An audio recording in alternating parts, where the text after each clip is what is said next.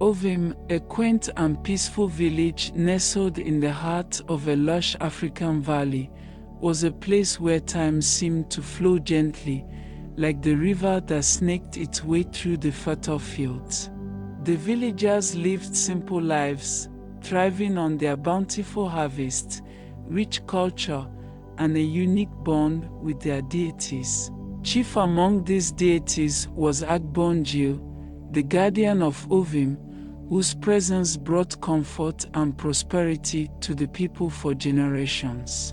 Long before Ovim became the vibrant village it was, its people had faced many challenges: famine, disease, and frequent raids from neighboring clans.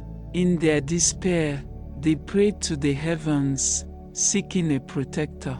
It was during one golden afternoon, as the sun kissed the horizon, that Agbongele appeared.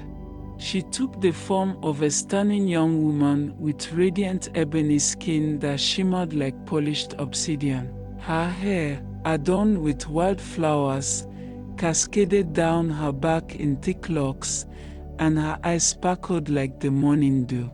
But it was her presence, a comforting warmth, that truly captivated the villagers.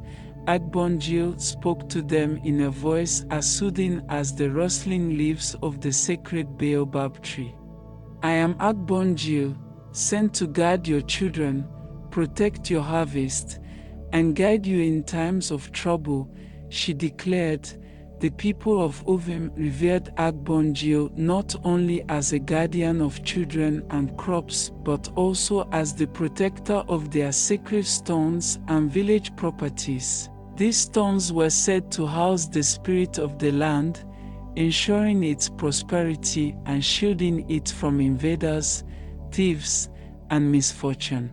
The law surrounding the stones began long before Agbongele's arrival in Ovim, but her presence magnified their mystical properties. It was said that if anyone tried to carry the stones beyond Ovim's borders, the stones would vanish from the thief's possession and reappear in their original location within the village. The villagers, awestruck, built a shrine for her at the center of the village, under a massive iroko tree.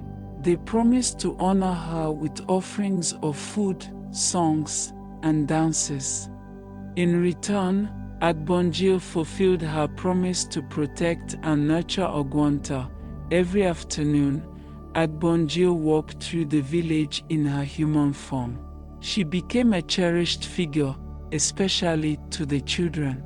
Parents, busy tending to their farms, knew their little ones were safe under her watchful gaze. Agbongele would sit under the iroko tree, surrounded by giggling children, telling them stories of courage and wisdom. Her kindness extended to all. If a farmer's crops failed, she would bless the soil and bring forth a bountiful harvest.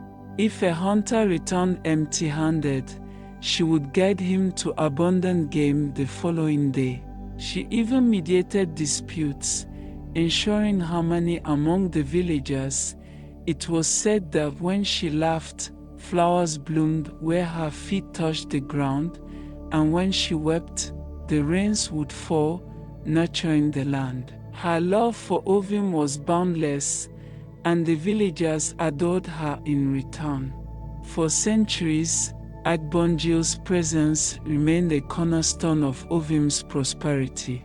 However, as the world beyond the valley changed, so did the lives of the villagers. One day, strangers arrived in Ovim. They were missionaries, armed with books, songs, and promises of salvation through Christianity. The villagers, curious but cautious, welcomed the newcomers. The missionaries built a chapel near the village and began teaching about a single God who ruled over all creation. They spoke of heaven and hell, redemption and sin, concepts that intrigued and confused the villagers. At first, Agbongele remained unbothered. She had seen many visitors come and go over the centuries. However, this time was different. The missionaries' teachings resonated with some villagers who began questioning their old ways. Slowly, the offerings at Agbongele's shrine diminished. Agbongele, though divine, was bound to the love and faith of the people. As the villagers turned their prayers to the Christian God, her powers began to wane. She no longer walked the village in the afternoons, and the once lively shrine grew quiet. The children, now enrolled in the missionary school, no longer gathered under the Ugba tree in the village square. The songs and dances that once honored her were replaced by hymns and church gatherings. Agbongele felt her essence fading, a painful reminder that her time in Ugwunta was coming to an end. One evening, as the sun set over the valley, Agbongele stood before her shrine.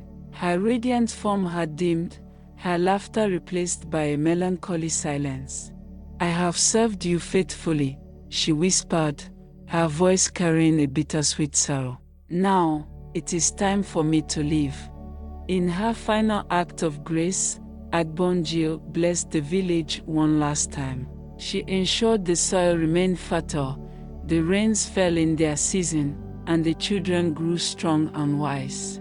Then, as the first rays of dawn pierced the sky, she walked toward the forest, her form dissolving into a shimmering light. The villagers awoke to find her shrine empty, her presence gone.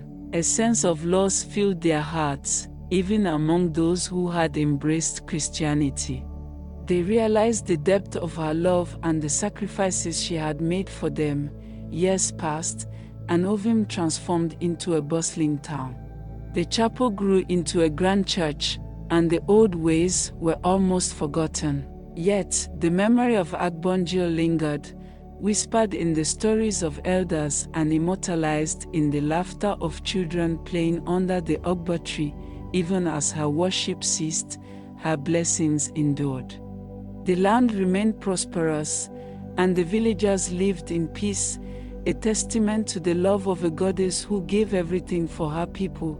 Agbongele's tale became a legend, a reminder of the divine bond between gods and mortals, and the enduring power of faith, love, and gratitude. Though she left in peace, her essence lived on in the hearts of those who remembered her, a quiet guardian watching over Ovim from afar.